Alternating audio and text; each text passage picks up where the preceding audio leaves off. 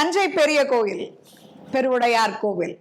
இந்த கோவில் ஆரம்பிக்கும் பொழுது ராஜராஜ சோழன் இந்த கோவிலை எங்க கட்டுவது என்பதற்கு நடையா நடந்தான் சொல்லலாம், குதிரையில பறந்தான் சொல்லலாம், எல்லா இடத்திலையும் தேடினான். ஏதாவது ஒரு சகுனம் நமக்கு கிடைக்காதா என்று ஒவ்வொரு முறையும் ஒவ்வொரு இடத்தில் தேடும் பொழுது அவன் யாருடைய பக்தன் தெரியுமா? வாராகியினுடைய பக்தன்.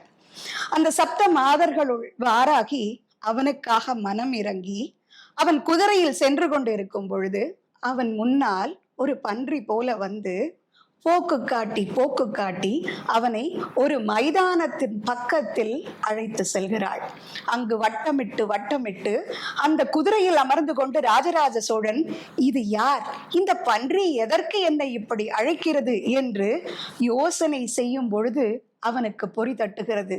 வந்தது பன்றி அல்ல, வாராகி என்றும் அந்த பன்றி தோன்றிய இடத்தில் என்ன செய்யட்டும் என்று கேட்க ஜோசியரிடம் ஓடுகிறான்.